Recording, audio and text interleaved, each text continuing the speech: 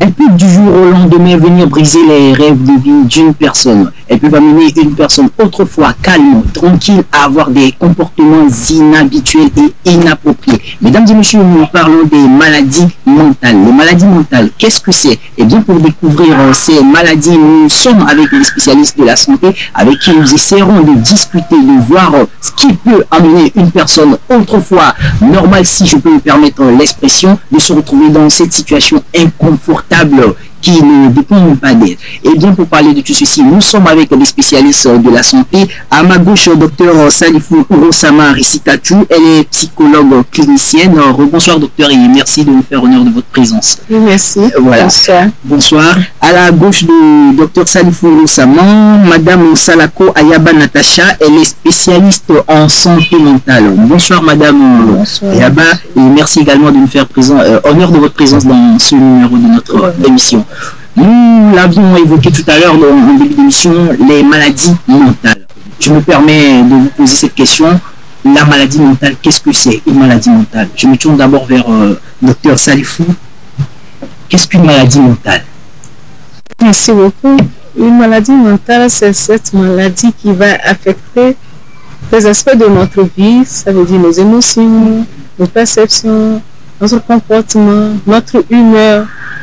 Donc, tout ce qui fait, je dirais, la santé mentale, qui va être affectée et qui va nous mettre dans un état, comme vous l'avez dit, où on ne va plus nous connaître, notre comportement va devenir inadapté. Alors, madame Salako, quelque chose à ajouter à la définition du docteur Salifou? Oui, parce que la santé mentale, comme le dit la définition selon l'OMS, c'est un bien-être qui permet à chacun de réaliser son potentiel, donc de faire face aux problèmes ou aux difficultés de sa vie, de travailler avec succès, de manière productive, afin de contribuer à la vie de sa communauté. Donc il faut un bien-être sur le plan physique, cognitif et puis sur le plan social. Donc si un de ces aspects est bouleversé, la personne n'est pas touchant. Voilà. Alors, comment se déclinent les problèmes de santé mentale chez un individu? Y a-t-il des étapes ou cela commence là se présente? Docteur Salifou? Ça dépend de à quel trouble nous faisons face. Voilà. Il y a des moments où ça peut être quelque chose qui va commencer progressivement et arriver au stade où nous avons appelé maladie. Donc, chez certaines personnes, ça va se manifester de façon brusque. Mais dans l'interrogatoire, vous allez vous rendre compte que les signes étaient présents, sauf que la personne ne s'y connaissait pas, ne s'est pas vite rendu compte. Vous arrivez par exemple où la personne est agitée dans un comportement, des cris, des casses et tout. Et quand vous interrogez, on peut vous dire, ah, j'ai manqué de sommeil il y a 3 mois, il y a 4 mois. Oui. Donc ça commence de façon insidieuse et brusquement ça va apparaître.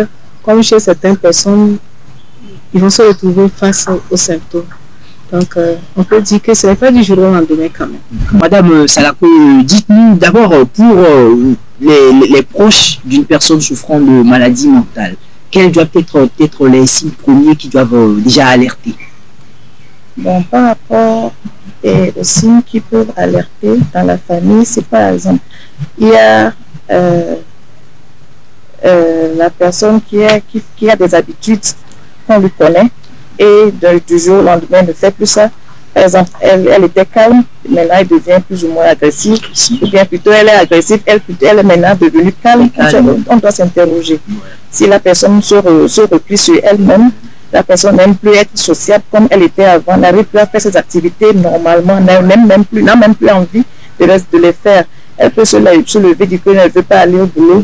Et il y a certaines choses, certaines de ces activités, de ces habitudes qui sont bouleversées. La famille, bien l'entourage doit s'interroger et savoir ce qui se passe. Voilà. Maladie mentale, santé mentale, quel lien, docteur Salifou? Oui, un lien, ça existe. Je vais le dire, d'abord, il faut commencer par, c'est quoi la différence? La nuance, voilà. Oui. Voilà. Si. Parce qu'on est en bonne santé mentale, c'est que ça va bien. Le jour où on perd la bonne santé mentale, on peut évoluer vers la maladie mentale.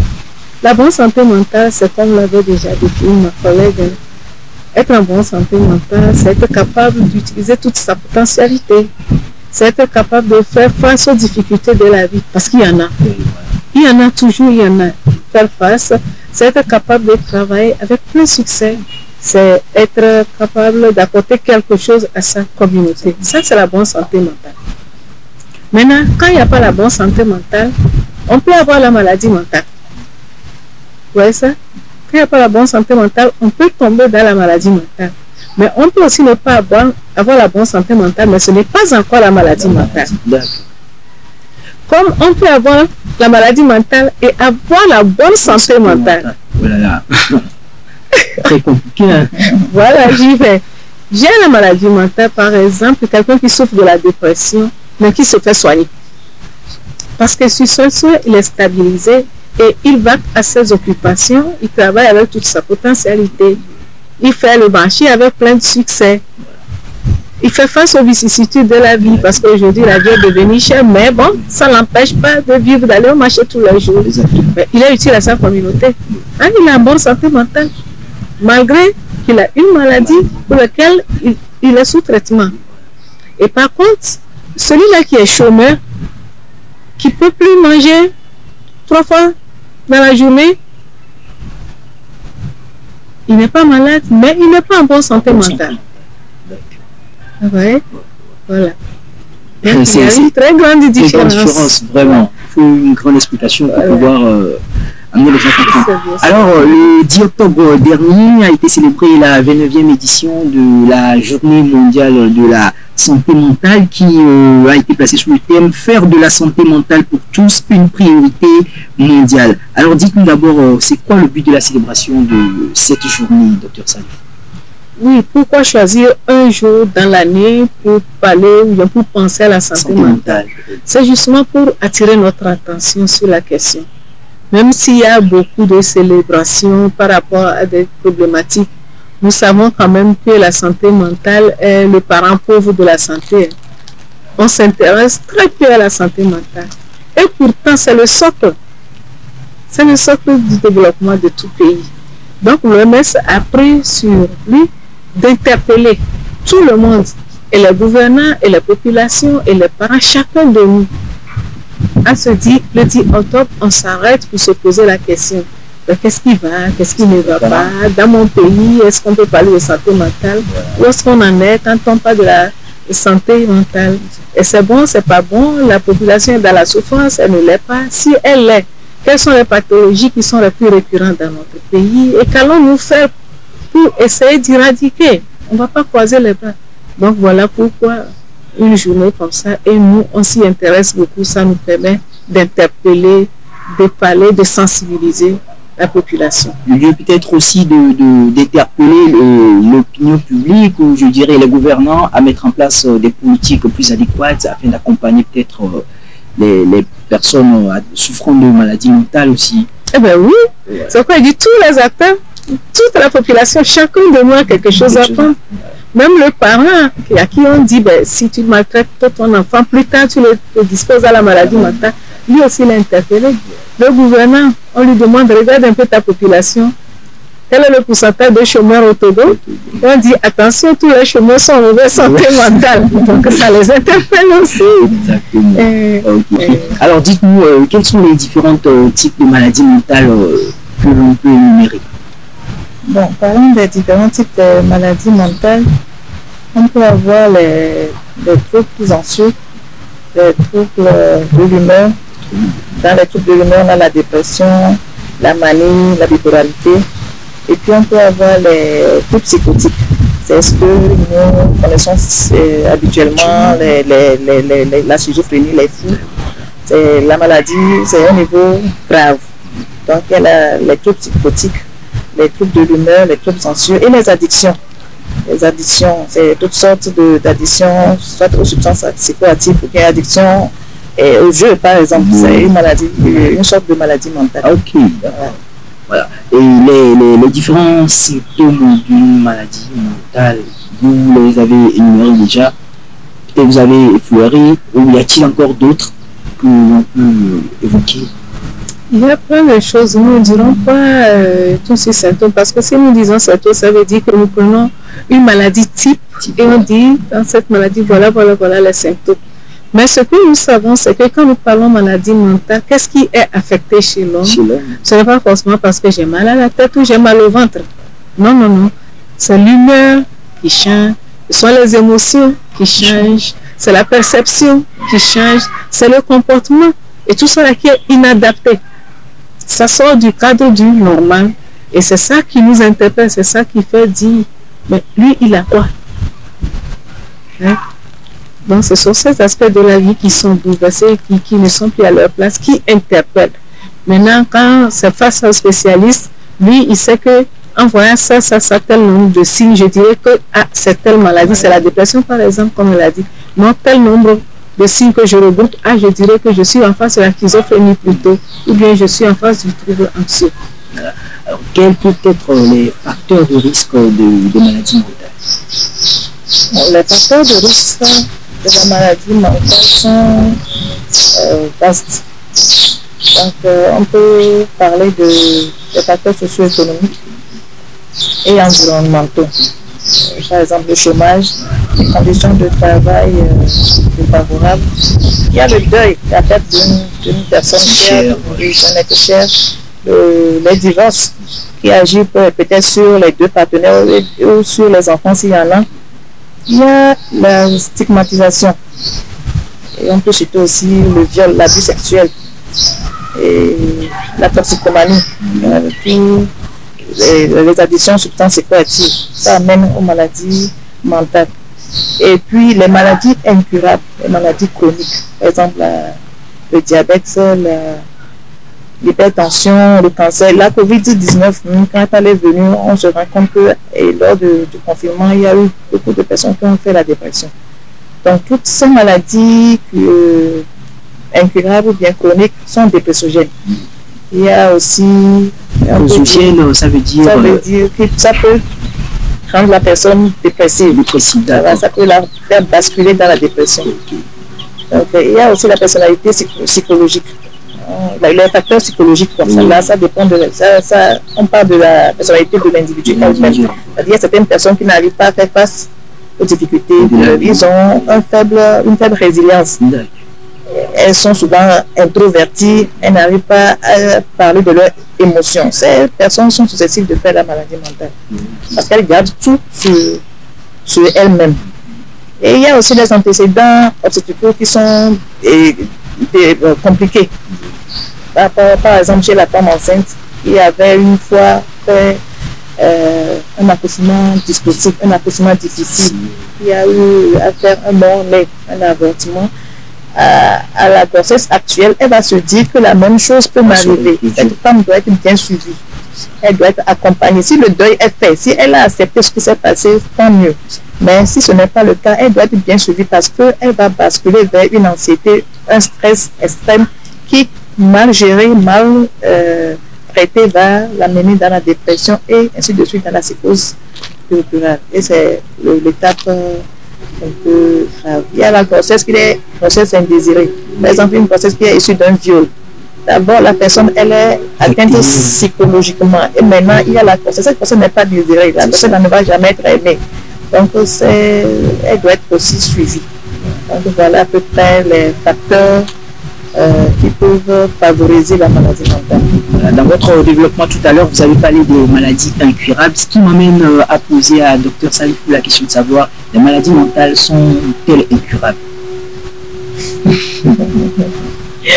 Nous ne dirons pas que les maladies mentales sont incurables, mais nous disons, la plupart du temps, nous, on aime même parler de stabilité plutôt que de guérison. Comme les maladies de la médecine où il y en a qui on peut traiter et c'est fini pour toujours, et d'autres où l'objectif n'est pas de guérir, mais l'objectif est de stabiliser pour que la personne ait une bonne santé, ça veut dire une bonne qualité de vie. Je prends le diabète par exemple, je prends la drépanocytose par exemple. Le traitant ne dit pas que j'enlève la maladie, il dit en soignant on va empêcher, éviter les complications et vous aurez une très bonne qualité de vie. C'est aussi comme ça dans le domaine de la santé mentale. Il y a des maladies, oui, on traite, c'est fini, mais il y en a, et la plupart, c'est la stabilité qui nous aide. Comme Ça veut dire quand on prend son traitement et on a une bonne hygiène de vie que recommande le soignant, eh bien, on a une bonne qualité de vie.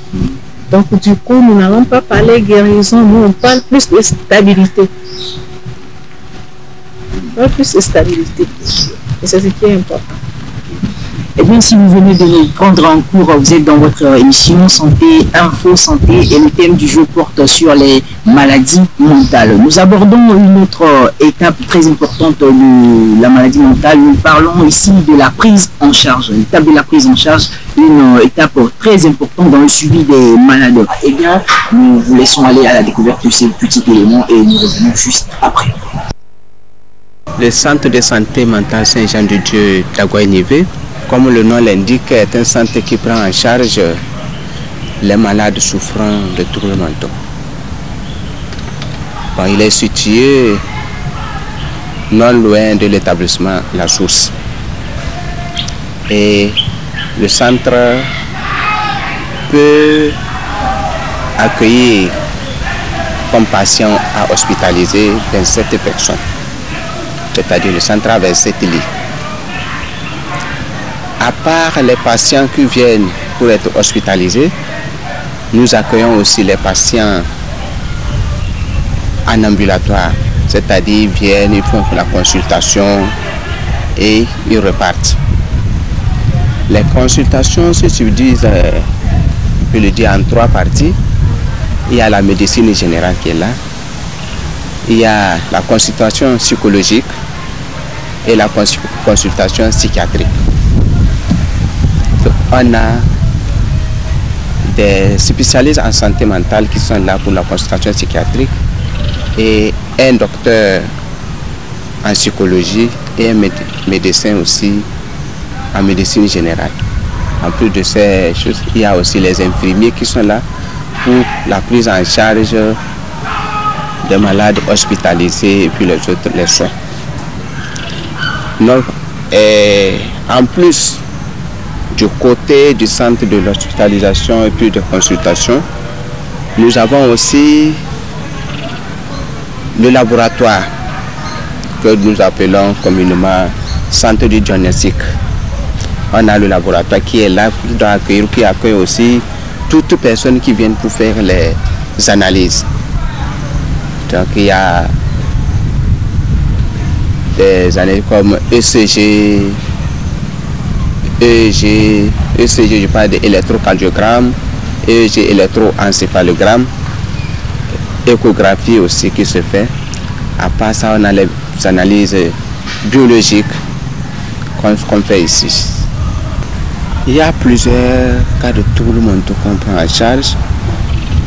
Il y a les névroses et ceux qui souffrent de psychose et aussi des maladies obsessionnelles. Si nous parlons de choses aussi, surtout ce qu'on enregistre au centre, il y a la dépression qui est là, la toxicomanie, c'est-à-dire la prise des substances, et aussi les obsessions, ceux qui ont des maladies à trait à la névrose. Et maintenant aussi, en plus aussi, nous avons la schizophrénie qui est là. À peu près ces types de maladies qu'on prend en charge, il y en a tant qu'on ne peut plus citer. Au niveau de l'accompagnement, c'est la famille, et le traitant et le malade. Bon, quand je parle de famille, c'est si la personne est hospitalisée, il faut quelqu'un de la famille pour être à côté pour pouvoir suivre les soins. Et aussi, hors de l'hospitalisation, l'environnement familial aussi favorise la stabilisation de la personne. Si au niveau de la famille, l'environnement familial n'est pas bien propre, il y a beaucoup de problèmes qui s'agissent, donc la personne a des difficultés à se stabiliser.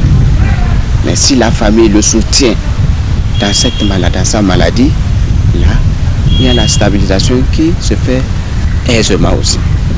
Les malades reçus ne sont pas obligatoirement internés. C'est ceux qu'on voit que ça nécessite l'hospitalisation qu'en interne. Mais si on voit que ça va, il peut suivre le traitement ambulatoire, donc il va et puis il vient au contrôle, on suit. Il y a souvent des réticences, côté famille, côté malade, tout ça, vous verrez comment. Quel que soit le cas, il doit y avoir des réticences, surtout souvent du côté de la famille. Puisque des fois, les malades, quand ils viennent, ils ne se sentent pas comme ils sont malades. Des fois, c'est les parents qui les amènent. Or, eux, ils se disent qu'ils ne sont pas malades. C'est dans ce cadre-là qu'il y a maintenant problème de réticence. Mais il y a d'autres aussi qui viennent aisément parce qu'ils sont malades. Mais dans le cas, puisque aussi dans les choses, ce qui est écrit, il y a aussi au niveau du droit, c'est fait que c'est dit que quand dans la famille quelqu'un souffre, mais il ne se sent pas malade, la famille peut l'accompagner pour le faire soigner. Donc là, on est obligé de faire suivre les soins aussi, puisque lui ne sait pas que ce qu'il arrive. Mon mot de fin, merci aussi pour l'interview. Je demande à toute personne de ne pas avoir peur de cette maladie. Cette maladie aussi peut arriver à toute personne et à n'importe quel moment. Seule la bonne manière de vivre dans la société et l'hygiène mentale qui peut nous aider à y arriver. Et aussi à se donner surtout du repos à ce moment où tout le monde court partout pour chercher de quoi survivre. Il faut nécessairement du repos et puis des fois se retirer avec la famille et prendre de l'air et puis discuter. Et surtout aussi, il ne faudrait pas que les gens prennent toujours les problèmes à cœur. Les problèmes de service, demain les problèmes de service, et essaie aussi d'éviter le maximum possible d'accumuler les soucis. La prise en charge, comment cela se fait, Madame Salakou? Parlons de la prise en charge des maladies mentales. On peut dire qu'on a essentiellement trois volets. Il y a le volet traitement médicaments, le volet traitement avec la psychothérapie et le volet social. Donc, quand nous prenons le volet traitement aux médicaments, ça veut dire que le patient, on l'a mis sous traitement, sous médicaments qui prend régulièrement avec des suivis. Et puis le volet traitement à la psychothérapie, ce sont des techniques de thérapie qu'on offre aux malades et qui l'aident véritablement à s'en sortir, à se rétablir. Et le troisième volet qui est le volet social, là on parle de la réinsertion sociale. C'est-à-dire, et voilà, là-bas, la cellule familiale joue vraiment un rôle primordial. Il faut maintenant aider le patient à réintégrer sa communauté. Là, il n'y a plus à le doiter de droit, il n'y a plus à le mettre à l'écart, à le stigmatiser. C'est plutôt là où il faut l'amener à participer aux activités de la famille, à l'aider à choisir une occupation qui peut le rendre indépendant, plus ou moins indépendant, et là il contribue au développement de sa communauté. Donc voilà les trois volets qui nous aident véritablement à prendre en charge la maladie mentale. Voilà, d'abord, y a-t-il lieu d'amener le sujet malade à se rendre compte elle-même de son état de santé? Et dans la maladie mentale, il y a certaines maladies où la personne même se rend compte qu'elle ne va pas bien et demande de l'aide. Et dans certaines maladies, c'est l'entourage, la famille qui se rend compte et amène le patient à l'hôpital. À quel stade de la maladie peut-on déjà dire d'un sujet qui souffre de maladie mentale, docteur Saïd? Vous ne savez pas, comme je l'ai dit, ma collègue dit, il y a certains types de maladies mentales dans lesquelles la personne se rencontre. Et nous disons de façon globale, simpliste, que la maladie mentale se regroupe dans trois sortes de catégories. Il y a ce que nous allons appeler les troubles de l'humeur, dans lesquels nous allons voir la dépression, la manie, okay, et le trouble bipolaire. Il y a cette catégorie que nous appelons les névroses. Et spécialement dans les névroses, la personne, elle sait toujours qu'il y a quelque chose qui ne va pas. mon comportement est inadapté. Vous voyez un adulte qui, si le cafard passe par là, va sauter, va crier, on dirait que c'est un lion. Hein? Ou bien cette personne-là qui a vraiment un problème avec la saleté, il va balayer sa chambre 20 fois dans la journée. Et va faire ça lessive quand vous ouvrez la valise, il n'y a pas ça la vie qui soit parce qu'il lave tous les jours. Elle sait, elle en souffre d'ailleurs, elle sait que c'est pas normal, mais elle ne peut pas s'empêcher de le faire. Là, elle le sait, elle viendra demander de l'aide et habituellement on ne met pas forcément de médicaments sur ce terrain-là. Mais vous allez avoir cette catégorie que nous appelons la psychose où la personne ne sait pas qu'elle est malade. Pour elle, elle est dans sa droite ligne, tout ce qu'elle pose, tout ce qu'elle fait comme comportement, c'est normal. Donc c'est l'entourage qui s'en rend compte et qui doit le forcer au traitement. Oui. Donc on ne peut pas dire que c'est toute la gamme de la maladie mentale. Maintenant, cette personne-là, quand elle est dans cet état-là, qu'est-ce que vous allez lui dire pour qu'il entende? Il n'entendra absolument rien. Au contraire même, elle dira que vous l'embêtez et c'est là qu'elle peut devenir agressive. Donc, il faut d'abord stabiliser. C'est quand la personne est stabilisée seulement que vous allez l'aider par rapport à voilà, pour que la personne se rende compte que parce qu'il faut arriver à ce stade-là, puisqu'elle va se prendre en charge après. Elle va venir au traitement, on ne va plus le forcer. Lui-même, il doit maintenant adhérer et participer à son traitement. Et quand il est stabilisé, elle est stabilisée, que vous lui expliquez, elle comprend, ça veut dire 50% gagné d'avance. C'est elle-même qui va se prendre maintenant en charge. Voilà. Et la collaboration avec les malades, souvent, est-ce chose facile pour vous, madame?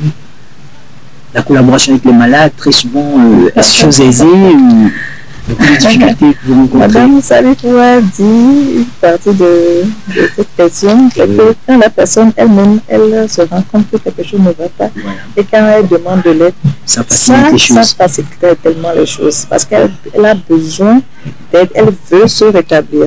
Mais c'est lorsque, par exemple, dans la psychose, la personne est dans son monde, elle délire, elle va vous dire qu'elle est le tout-puissant. Cette personne, on la force à venir d'abord à l'hôpital. Donc tout ce que vous allez lui dire, non, ça ne passe pas. Pourquoi vous m'amenez ici? Pourquoi vous m'enfermez? Pourquoi cette injection? Pourquoi ce médicament? Je ne veux pas prendre, je suis en bonne santé. C'est vous-même qui êtes fou.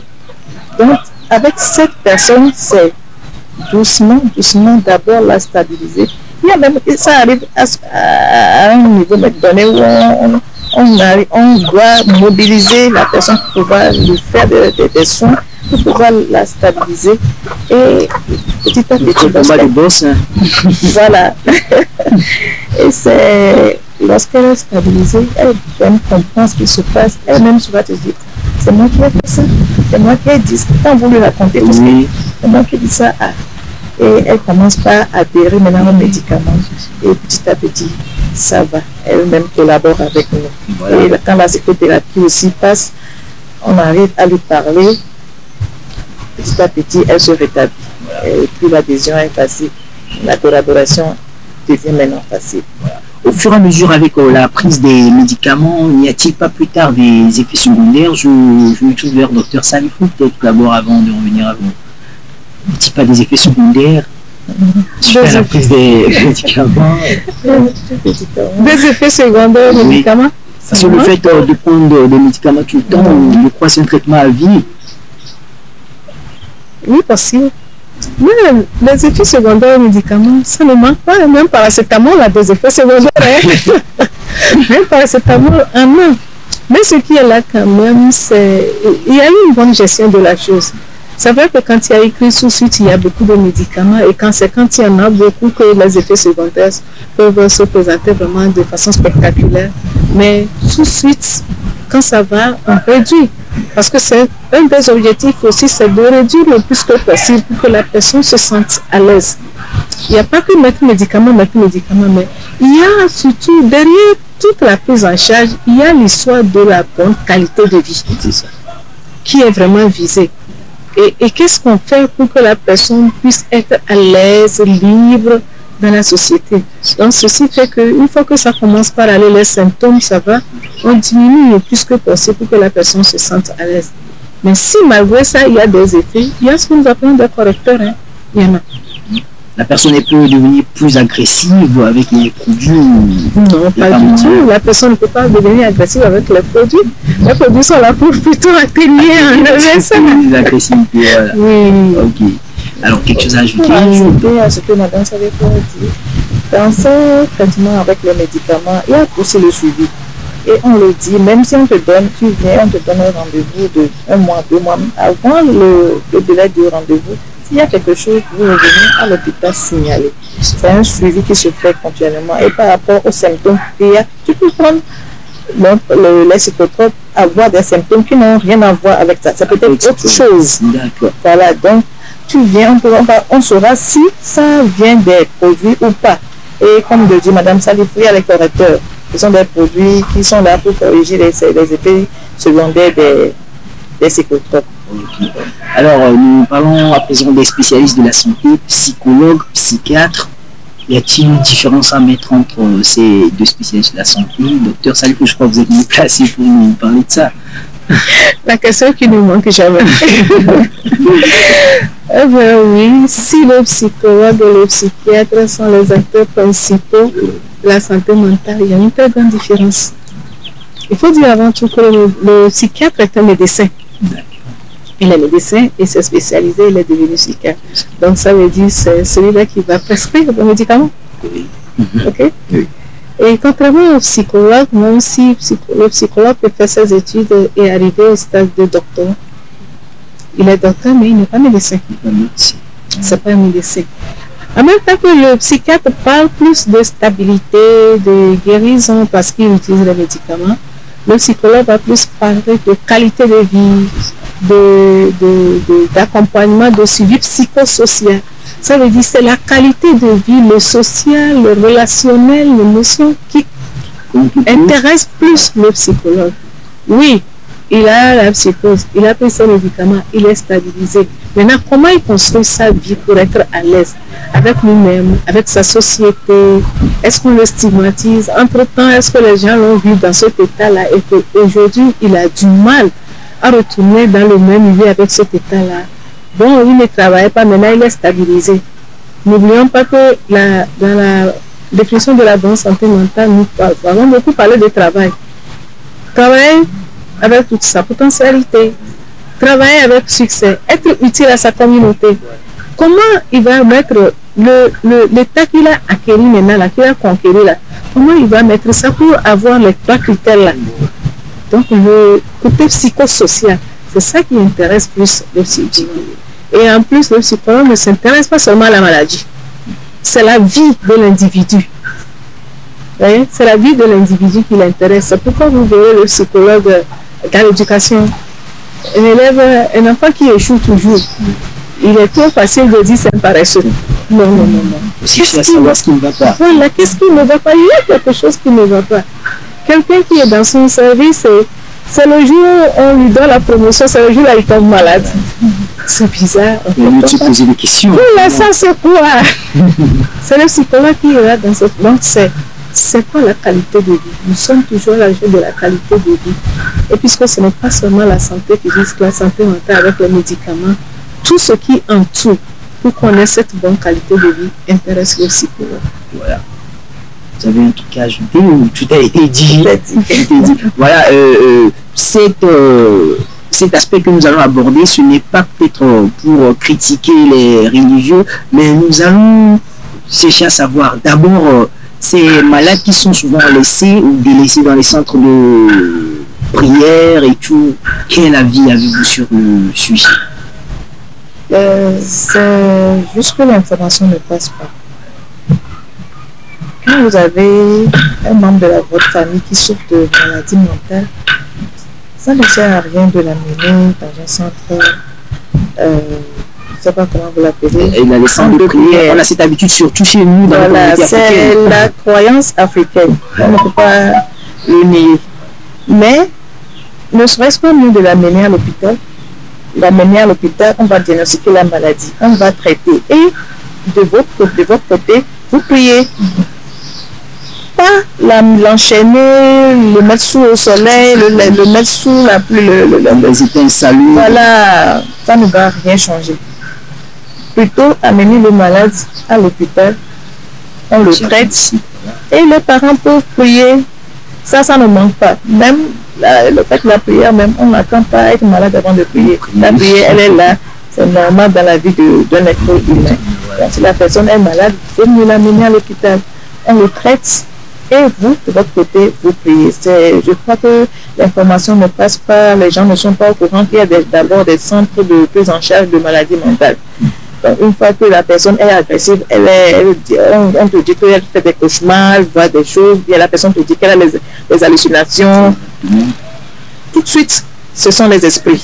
Et on l'amène, on se dit qu'elle est envoûtée, on l'amène à l'église. Peut-être qu'elle fait la maladie mentale. Amener la personne à l'hôpital, on voit son cas, on la traite. Et si toujours vous croyez que c'est un problème spirituel, de votre côté, vous faites votre tour, mais ce n'est pas amener le patient là-bas, l'enchaîner qui va résoudre le problème. Donc, c'est ce que moi je pense qu'il faut faire. Dr. Saifou, vous êtes d'accord avec le développement de Mme Selako? Parfaitement d'accord. C'est notre croyance qui nous fait penser à ça. Et on peut comprendre. Et quand on est en face d'un trouble psychotique où la personne voit des choses qui n'existent pas, entend des voix qui n'existent pas, tout ce qui n'existe pas qu'elle voit, c'est quoi la croyance africaine? C'est de penser qu'il y a un esprit derrière ça, où il y a des ancêtres. Combien comprennent la manifestation de la maladie mentale? On ne sait pas que c'est ça la manifestation justement. Parce que quand un blanc fait une psychose, c'est le même tableau, mais il vous dira par exemple, on a mis les caméras sur mon toit, on me regarde, et il y a le policier qui va m'arrêter, il y a des menottes, il y a un pistolet pointé sur moi. C'est ça, sa culture. Pendant ce temps, chez nous, où je sens des choses, est-ce que tu entends des voix avec moi? On dit non, tu vois des choses. Ah, c'est le sorcier. Donc, c'est le village. Voilà, ce sont les éléments culturels et qui fait qu'on va vers là. Mais aujourd'hui, de plus en plus, nous sommes en train de parler avec ces leaders religieux pour qu'ils comprennent ce que c'est. La personne qui y va chercher la guérison, il ne sait pas. Mais toi qui vas le recevoir, il faut comprendre ce que c'est, l'orienter. Est-ce que quand on a mal à la tête, on ne prend pas paracétamol avant de prier? Mais c'est la même chose dans la maladie. Mais c'est une maladie aussi qu'il faut prendre les médicaments qui nous permettent d'être stabilisés et après on ira prier. Donc c'est ce que nous essayons plus de passer maintenant comme information. Nous ne disons pas que nous balayons du revers de la main les croyances, non, non.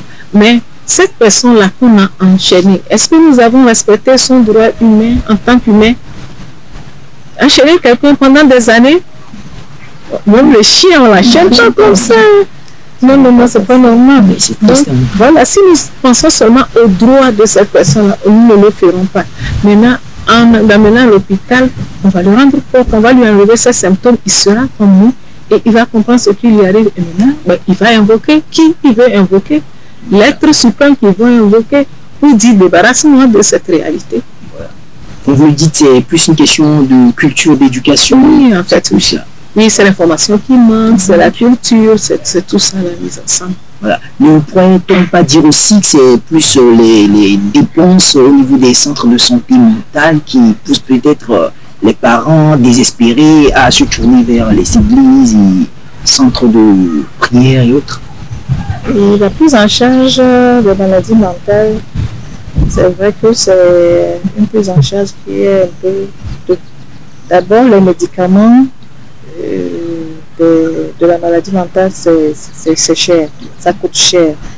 Et comme ce sont des maladies qui sont traitées sur plus ou moins une longue durée, donc ajouter au coût du médicament même, on peut dire que le traitement des maladies mentales sont chers, mais ça ne veut pas dire que ça justifie le fait que le parent va amener son enfant ou bien... Laisser à l'abandon. Oui, ça ne justifie pas ça. Amenez-le, on ne sait jamais. Par exemple, la dépression, c'est sur une longue durée, mais ça ne fait pas un an.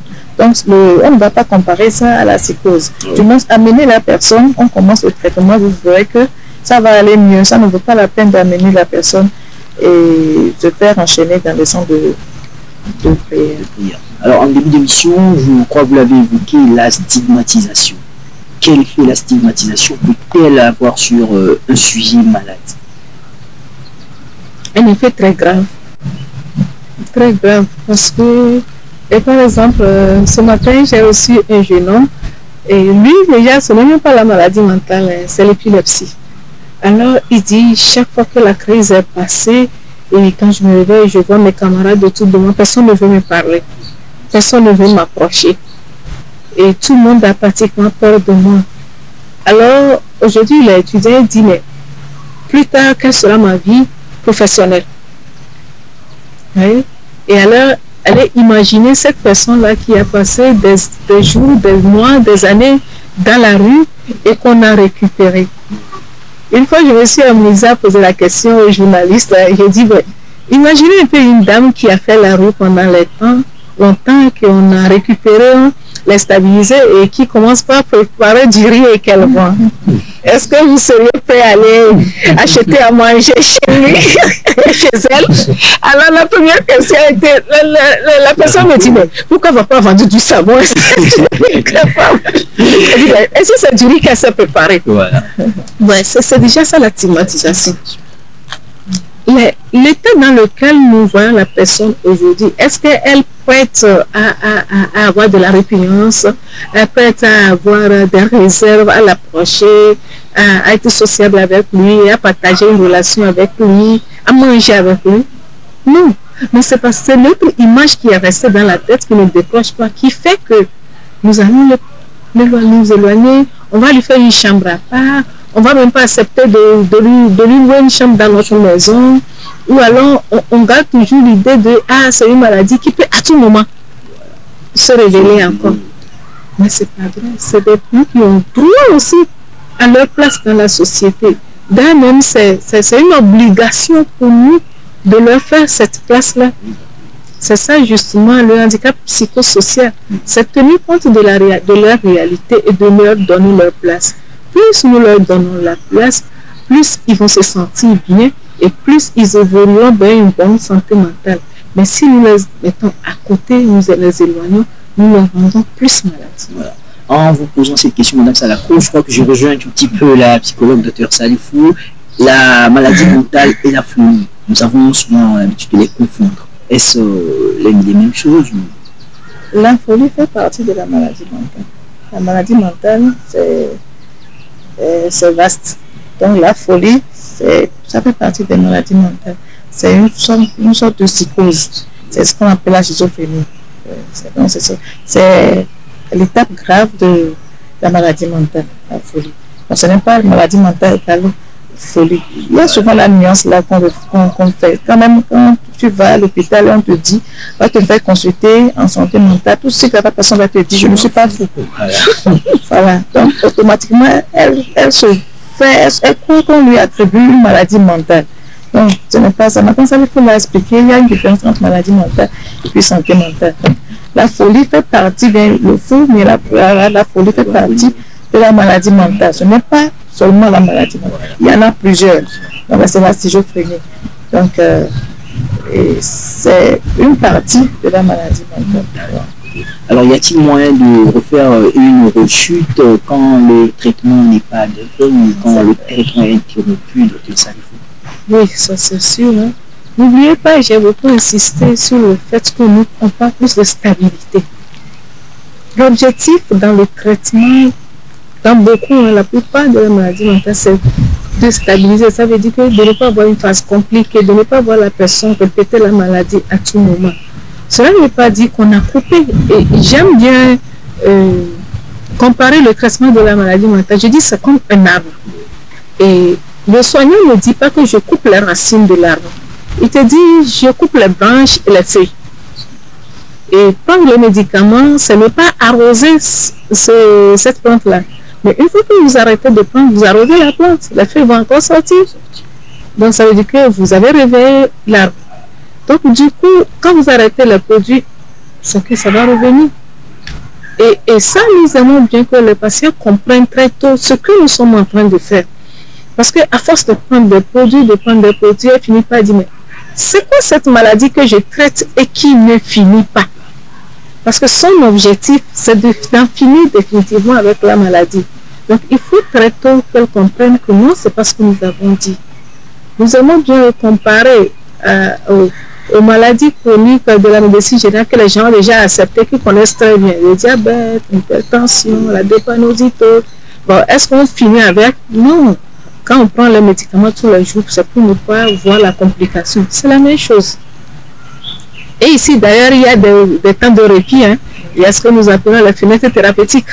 Ça veut dire quand le patient, le soignant, pour que nous avons fait un bon temps, on a beaucoup diminué le produit, on s'est retrouvé avec un comprimé ou demi-comprimé et que la personne reste stable. On dit, ok, d'accord, on va souffler un peu. Et le médecin dit, on arrête tout. Mais pendant ce temps, c'est que le patient a appris à s'écouter et à connaître les premiers signes.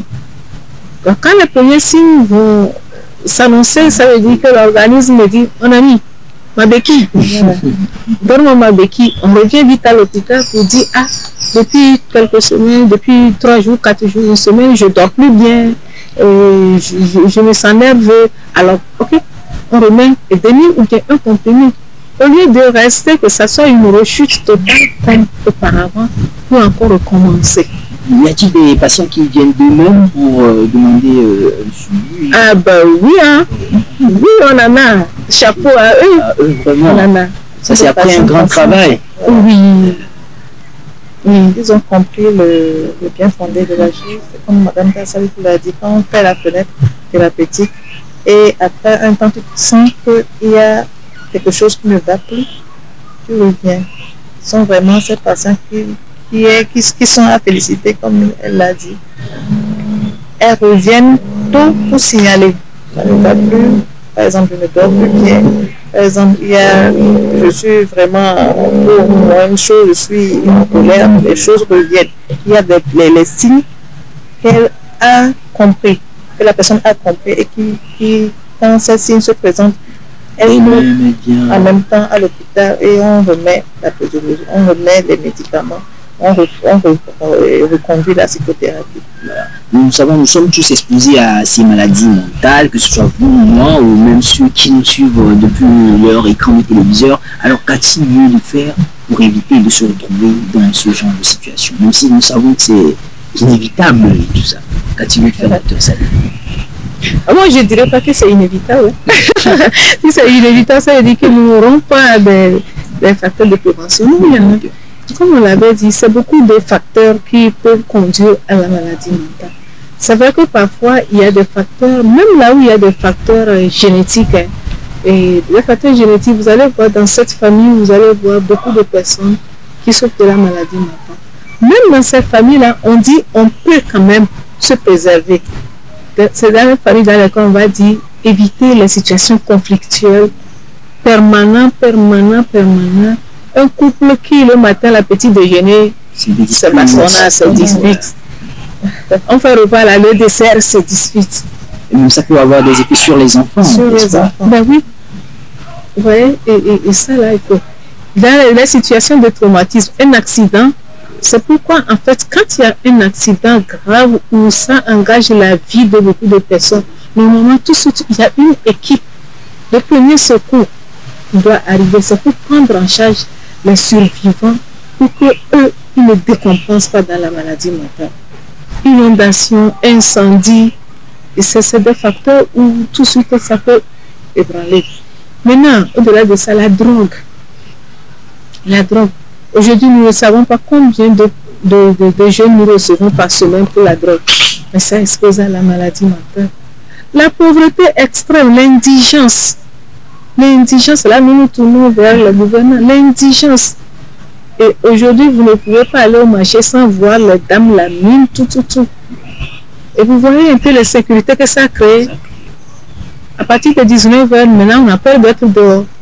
Et cette insécurité, cette peur-là qui nous anime, nous conduit, c'est un stress, ça va nous conduire vers l'angoisse, ça va nous conduire vers l'anxiété. Et paf, c'est la maladie mentale. Donc déjà, cette réalité-là, penser à cette pauvreté qui est devenue très criarde, c'est aussi éviter la maladie mentale. Au niveau de l'éducation aussi, commencer par enlever la maltraitance de nos systèmes éducatifs aussi, ça fait venir contre la maladie mentale. Donc, c'est beaucoup de choses que nous avons à faire. Chacun de nous a quelque chose à faire pour prévenir, pour se préserver. Et maintenant, quand chez des personnes vulnérables, on est vraiment tombé dedans, c'est de conduire les gens à l'hôpital et pour les faire soigner. Peut-être pour ajouter à ce que madame savait quoi dire, on peut mener une hygiène de vie saine. C'est-à-dire pour éviter tout ce qui est stimulant, c'est-à-dire les substances psychoactives, la drogue, l'alcool. Il faut s'accorder un temps. Il faut s'accorder un temps pour pouvoir se recréer, s'accorder un temps pour soi-même et pour sa famille. Il faut pratiquer les activités sportives. Ça aussi, ça aide beaucoup. Donc, ne pas se recroqueviller sur soi-même, sortir, mener des activités extra, parce que nous, souvent, au Togo, c'est boulot, maison, boulot, maison, boulot, maison, la routine. Donc, tout ça, ça aide à avoir une bonne santé mentale. Surtout éviter les stimulants, les substances psychoactives en milieu juvénile. Ça, c'est une lutte vraiment que les gouvernants doivent nous aider à mener. Parce que maintenant, à partir de 18 h, il y a des kiosques de chicha qui abondent partout. Il va falloir que ça cesse parce que aujourd'hui, ça ne donne rien, mais à la longue, toutes ces personnes sont susceptibles de faire la maladie mentale. Donc, mener une hygiène de vie, celle je l'avais dit peut-être. Voilà. Okay. L'une des personnes en ligne de mire du traitement ou du suivi des malades, c'est plus les accompagnants ou les soignants, je ne sais pas comment vous les appelez, les aides-soignants, les parents qui sont avec ces malades. Mais y a-t-il un système que vous mettez en place pour accompagner ces derniers également? Parce que je crois qu'il faut vraiment être aguerri, il faut être suivi également pour avoir la base ou les b.a.-ba pour pouvoir être à côté d'une personne malade. Qu'est-ce qui est souvent fait pour d'abord, il y a lieu d'expliquer ce qui se passe aux parents. Quand le parent amène son malade, mais la personne qui est souffrante, il faut d'abord lui expliquer ce qui se passe au niveau de la personne. Les parents doivent comprendre ce que la maladie mentale, ce dont souffre leur enfant. Et savoir que c'est une maladie qui ne se traite pas 3 jours seulement. Ça peut prendre un temps. Donc, ils doivent pouvoir comprendre cela. Et on leur dit que c'est avec la patience. Ils doivent mettre la main à la pâte. C'est ce que je disais avant, ne pas attendre un résultat dans les médias. Voilà, ne pas attendre un résultat dans les médias. C'est au fur et à mesure que la personne est sous son traitement que l'amélioration et le rétablissement va s'installer. Donc, ils doivent d'abord comprendre cela. Et si on arrive à leur faire savoir cela, ça passe. Et ces personnes qui côtoient souvent ces malades, peuvent-elles s'y avoir tomber dans la maladie? Peut-être le fait d'être tout le temps fréquemment avec ces gens-là, ça peut vous créer en vous une psychose ou je ne sais pas, un truc comme ça. Il faut dire que la maladie mentale n'est pas contagieuse. Elle n'est pas contagieuse, mais elle peut se révéler épuisante. Et donc ça dépend. Et c'est pourquoi d'abord, comme on l'a dit, il faut expliquer. Il faut aider et le patient et l'accompagnant à comprendre qu'on ne peut pas attendre la stabilité dans 2 ou 3 jours. C'est quelque chose qui... Et c'est justement pourquoi aussi dans le traitement, il faut accompagner pour rendre le patient autant que possible autonome. Quand il devient autonome, il allège la tâche aussi à l'accompagnant. Et ça allège la tâche. Maintenant, pendant les moments de crise aussi, il y a des violences qui peuvent arriver. On a été agressif. Après, c'est quand toutes ces personnes qui ont vécu ces difficultés, ces violences-là, leur parler pour un peu dédramatiser la situation. Sinon, il y a des rancœurs qui restent, et qui peuvent vraiment non seulement gâter la relation, mais amener l'autre aussi à décompenser. Donc oui, le suivi est fait, mais ce n'est pas un suivi systématisé comme ça, mais le fait de prendre de temps en temps l'accompagnant, de lui expliquer, de lui donner aussi une plage de paroles, d'écoute, lui accorder l'écoute de quelques temps minutes. Parfois même on donne un rendez-vous carrément à l'accompagnant et sans le patient pour qu'il puisse venir se décharger. Et ça permet d'enlever déjà ce qui est là, de se ressourcer pour pouvoir. Malheureusement, mesdames et messieurs, nous sommes presque arrivés au terme de notre émission du jour, mais nous allons nous tourner vers nos invités du jour pour peut-être recueillir leurs mots de fait et voir ce qu'elles ont comme message à l'endroit, que ce soit des populations, des dirigeants tout acteur qui est censé normalement être mêlé à ce processus d'accompagnement des personnes malades. Je me souviens que madame, votre mot de fin. Merci. Je peux dire que la santé mentale, c'est un problème de santé publique aujourd'hui. Et là, la sensibilisation elle se fait déjà, mais elle doit être poursuivie pour que le message touche un grand nombre de la population sur la thématique de la santé mentale. La maladie mentale, elle se traite. Le malade mental a ses droits. Et donc, aussi, il y a un travail qui se fait dans le programme national d'addiction aux produits psychoactifs. Et donc, je salue au passage le coordonnateur pour l'installation des structures, de structures de prise en charge des personnes susceptibles, il y a des personnes souffrant de maladies mentales. Donc, un grand merci à vous pour l'opportunité que vous nous donnez de parler de cette thématique de santé mentale qui est vraiment, comme je l'avais dit, un problème de santé publique aujourd'hui. Merci. Docteur Salifou, votre mot de fin. Merci beaucoup. Moi, je dirais que c'est une joie pour nous que de voir combien, depuis un certain temps, les médias dans notre pays s'intéressent à la question. J'avais dit que c'est le parent pauvre de la médecine et que chacun de nous doit mettre la main à la pâte parce que les troubles mentaux, la maladie mentale, la mauvaise santé mentale n'est pas loin de nous. Hein. Elle est tout proche. Et si nous voulons vraiment nous éloigner de ça, c'est que chacun de nous doit mettre la main à la pâte. Et merci à vous qui vous intéressez à la question. Et comme l'a dit ma collègue, c'est vrai, aujourd'hui nous ne pouvons plus dire que nous n'avons pas de structure de prise en charge. Avant, vous êtes à Dapaon, vous avez un parent qui en souffre, il faut descendre jusqu'à l'hôpital psychiatrique Rézébé. Mais aujourd'hui, toutes les structures publiques ont une unité de psychiatrie. Donc, il n'y a plus de justificatif pour dire qu'il y a quelqu'un qui est malade et qu'on ne va pas à l'hôpital. Donc, nous invitons la population à comprendre que la maladie mentale, c'est une maladie comme tout un autre. Ça se traite à l'hôpital. Allons-y, stabilisons le patient et ensemble avec lui, allons prier où on veut prier. Alors, merci à vous, mesdames.